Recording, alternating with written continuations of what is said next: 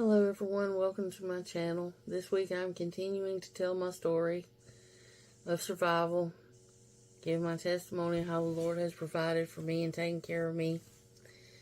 Through the years I've been through a whole lot of stuff, and at the time I didn't know that it was spiritual warfare. I had not been taught about such things as that. Anyway, the Lord called me to do this. And I'm just going to move right into this because I'm having trouble getting this recorded this week.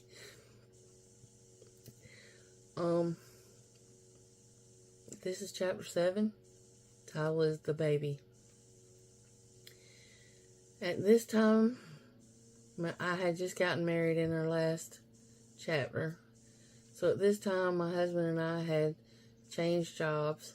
I had started working in a new sewing factory. He also worked there in the shipping department. Well, guess who followed us? My dad on the night shift. So at least that was a different shift than I worked. My stepmother, my stepsister, and my mother, they all got jobs at the same place. My father was very mean to my husband during this time. He was constantly trying to tell my husband what he was supposed to do to be a husband. My husband was having a difficult time dealing with all that.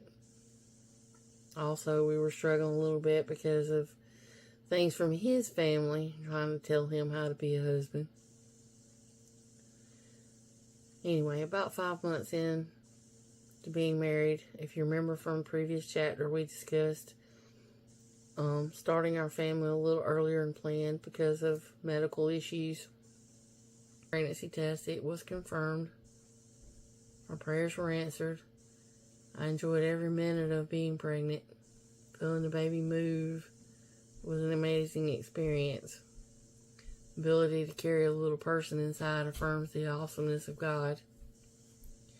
Every tiny little cell that comes together in just the right way to form a little human is amazing. And the first time I heard a baby's heartbeat, I cried. It was just, I love being pregnant. I love feeling the baby move. My husband was excited. He used to read to the baby. He was at every appointment.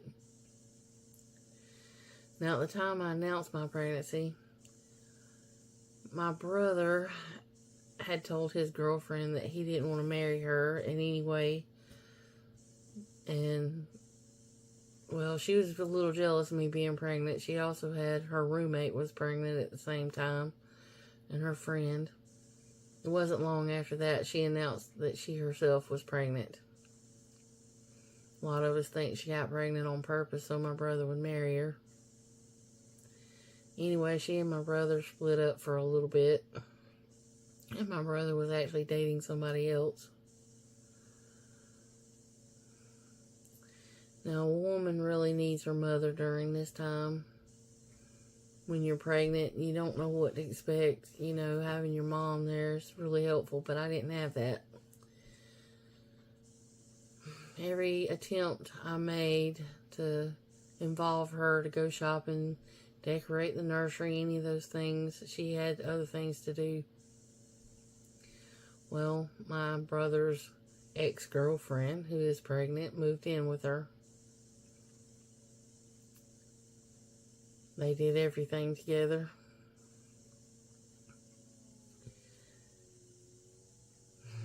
My mother said that it was because you have a husband and she don't. Well, my thought to that was she had a mother that was involved. I didn't. She was also insistent, that you have a boy first. That's the way it's supposed to be.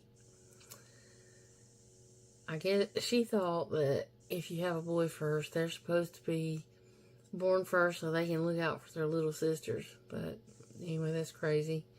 We don't get to pick and choose. I got progressed along in my pregnancy to my 9th month. It was on Friday. I had a sonogram. We couldn't tell the gender of the baby. The legs were crossed, so we couldn't tell. I was in my 9th month. The room was ready.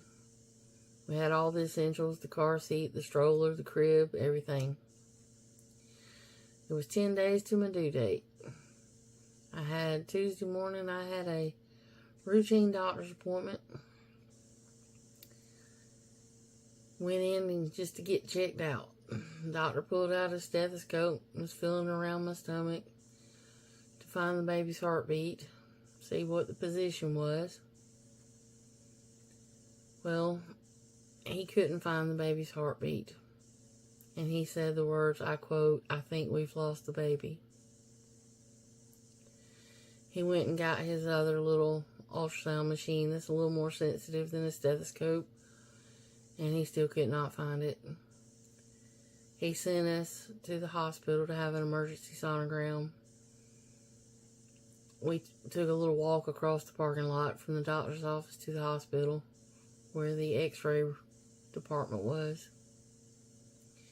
We sat in the waiting room for about 5 minutes, but it felt like a year. I was numb. I went into the room, prepared to get the test done. Laid on the table, got that cold gel on my stomach. And the technician brought the babies up on the screen. I saw the baby, and the heart was not beating. My husband and I left that office, walked back across the parking lot to the doctor's office. The doctor checked me, and he said that I was nowhere near going into labor. But due to the circumstances, he wanted to give it a day or two and see if my body did what it was supposed to do. Basically, he figured it was supposed to treat my body like a miscarriage and go into labor. Well, I went home. My trauma only got worse. I just wanted to go to my room and process what had happened, but my father was there. He just walked right on in our home like he always did. He refused to accept the fact that my baby had passed away. He insisted that it was a mistake.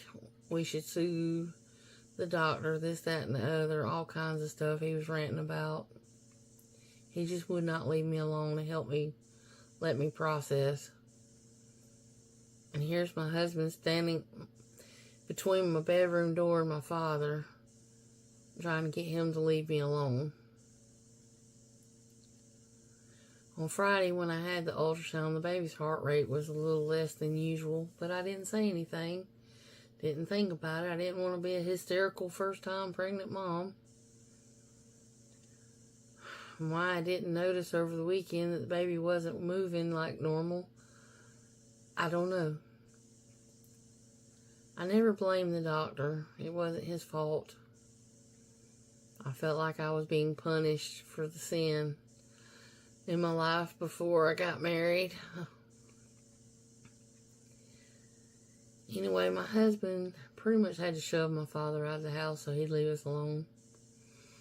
I did not go into labor on my own the way the doctor had hoped. So, Thursday morning we went back to his office. He checked me again. The doctor warned me of the dangers of waiting for my body to go into labor on its own. That the baby would deteriorate and it would create a situation where I could get a very deadly infection. It put my life at risk. So he had set up to have me induced the next morning.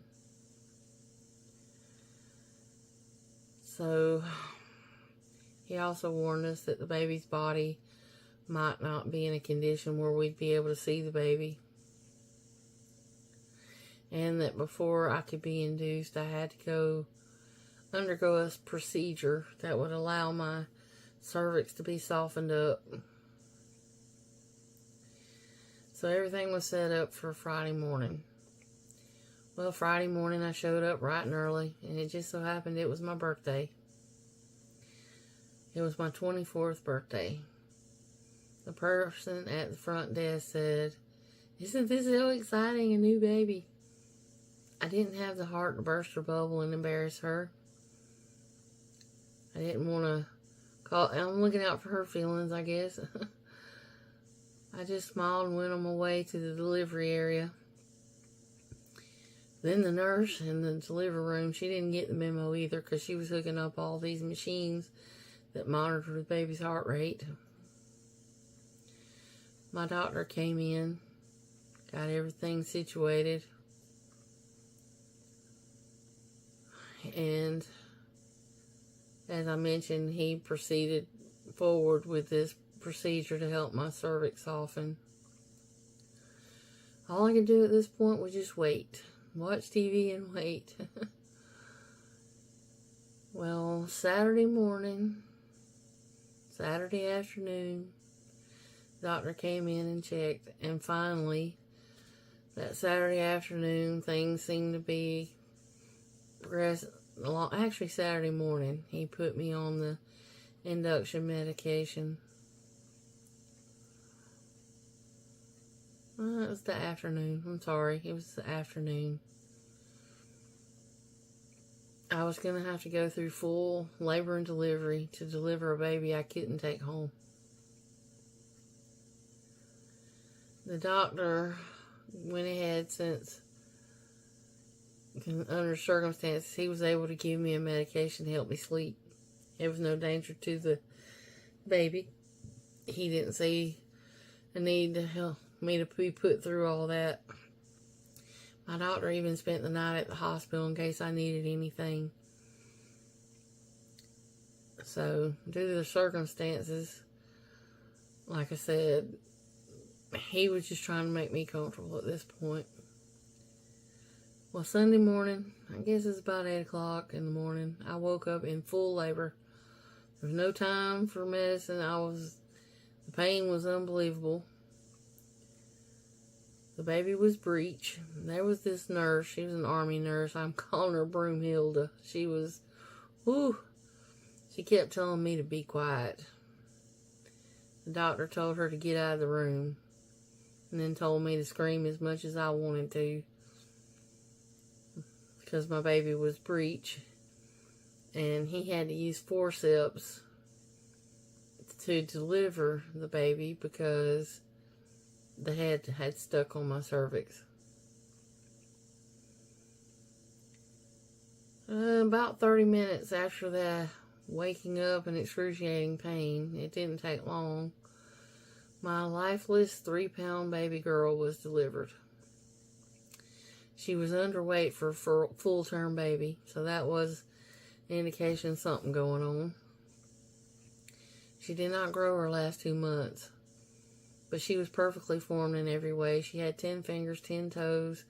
She had a head full of dark wavy hair, like my husband. Her body was discolored, and her little lips had shriveled, but for the most part, she was in good condition, so we were able to hold her and just be with her. We were able to have her footprints done, although we couldn't not get a lock of hair for some reason. I wanted to, but we couldn't. I've got pictures of my baby that I can't share with anybody. The only thing I have to prove that she even existed is her little footprints. Well, something I didn't mention was that my mother was invited to be in the room during this process of her being born. She is the only person that held my daughter other than me and my husband. But anyway, I wanted to hold her as long as I could, for in that moment my arms weren't not empty. My mother had an Instamatic camera, and she took the pictures of my husband, the daughter, and myself. She picked out the pictures she wanted, and then she gave us the leftovers. That nurse, Broomhilda, she came in, she took my baby to the nursery once we were ready. I was told later that she cried all the way to the nursery while carrying my baby. There was a lot of sad people in that hall that day.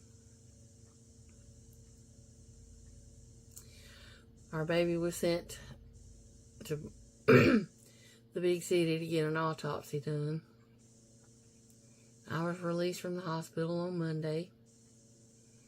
We now had to plan a funeral. When a lot of parents were picking out baby outfits to wear home, I was picking out a burial outfit. She did go home. It just wasn't our home. Our family, we had one family member suggest that we throw her into an incinerator at the hospital. One family member suggested that we donate her body to science. I was not going to throw my baby in the trash. I carried her for 9 months. She's a part of me. I felt her move. I saw her. She kicked a plate off my stomach once and the remote control to the TV. Anyway, people from our church, the funeral home, they actually donated her casket. It's a pink casket. The people from our church donated money for the headstone. My mother had a friend that said that he would come dig the grave, but he didn't show up. So my husband ended up digging our daughter's grave. He had 2 or 3 seizures while he was doing it, but my husband says he's glad he did it because it helped him in some way. Not sure. But the day my daughter died, it's like part of my marriage died with her. Anyway, the baby's autopsy was done. Her body was returned. And we were able to have the funeral on a Thursday morning. I could just picture my baby being in the arms of Jesus. There was a good turnout for the funeral. Chris was my husband. Was very strong for me during this time. He was like my rock. He never left my side. My mother did purchase flowers for the casket. The days after the funeral were not easy. For everybody else, it's like it was over. But for us, it wasn't, of course. For other people, it's like everything we went through didn't happen. Our marriage was put through the ringer. My husband withdrew from me. He grieved his way and I grieved mine, I guess. The time when we should have been drawn together, we weren't. My father made things worse. He wanted to pass blame, tell me who we should sue and what we should do. I should have sued him because during my pregnancy I had anxiety attacks. Doing research online, anxiety attacks can restrict blood flow to the baby. At this time I wasn't sure if maybe that could have caused her death. It was hard for my husband to deal with his feelings because he was doing battle with my father all the time. And this time there was a story on the news about how a baby was thrown into a dumpster at a McDonald's. It made it even harder because here I desperately wanted my child more than anything, and here was somebody throwing theirs away. I did ask the question, why? Why did my child have to die? Why couldn't she have lived for just a little while? But that would not have made it any easier. But at least I'd have something I could show people and say, hey, here was my little girl. I meant to bring the footprints in here and show those, but I forgot. But anyway, I need to get through this video. My doctor ordered some follow-up tests to make sure that there wasn't something in my uterus that caused issues. because the autopsy report showed that the placenta did not grow the way it should have, and that there was a vessel missing inside of the umbilical cord. So if she had been born alive, she might have had all kinds of issues. But my body waited 9 months to detect a problem. So we didn't miscarry earlier. I had thought maybe if I could miscarry earlier that this somehow would have been easier to deal with. But I don't know that. I never got to hear her cry, see her smile. I never got to brush her hair or put a bow in it. I never got to hear her say, I love you, or laugh. Never got to tell her to clean your room or do your homework. Never got to teach her how to drive. Never got to have an argument or say I'm sorry. Anyway, during this time, I just decided that I needed some peace and some closure. So I took down the nursery. I packed away everything. This was my way of saying goodbye, and it was very healing for me to be able to put everything away. There were certain things we saved for the next baby because I was determined I was not going to let fear rule my life. All I could think about was moving forward and having our next child, and speaking to the doctor on how long I had to wait before I had another baby. So I couldn't live my life in what might have been. Every holiday, every birthday is a reminder of what I lost. There's an empty seat at the table. I could see another little girl with her mom and think, well, my little girl would be that age about now.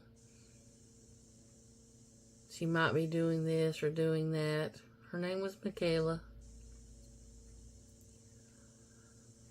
She'd be starting school now, driving now, graduating now. It has gotten a little easier through the years, but I have peace of knowing where she is and that someday I'll see her again.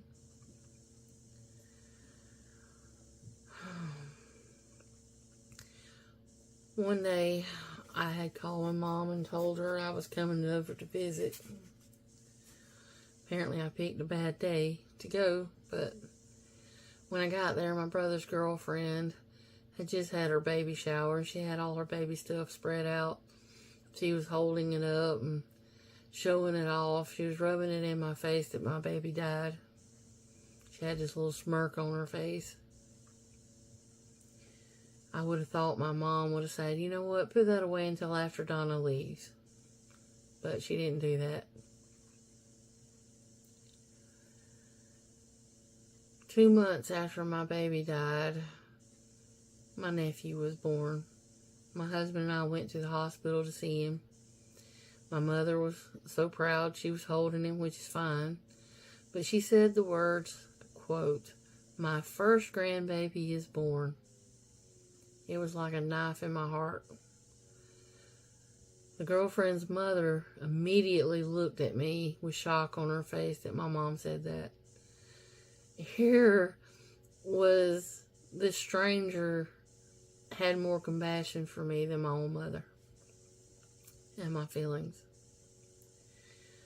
This experience taught me a lot. It taught me that life is fragile. Everything can be gone in an instant, and we should cherish every moment. I learned that my child don't belong to me. Children belong to God. We've only been given the privilege of raising them up. We get this little brief window in time of their lives that we can determine what kind of people they grow up to be. Having a child is a gift. It's a chance to leave the world better than we found it. I learned to live life on purpose, to question myself, to keep myself on track, question my motives in things. Am I doing this for the right reasons? Am I doing what's right in God's sight? It helped make me ultimately a better parent to my next children. I also learned it was time to cut toxic people out of my life. I didn't want to be dragged through that kind of thing anymore. I had those anxiety attacks. I didn't want that anymore. So we started making plans on how we could move. I strengthened my resolve to be a better parent than my parents. And I wanted a better environment. So that's the end of this chapter. As difficult as it was, I got through it. If you want to find out what brings us to this point, you can go back and view my previous chapters.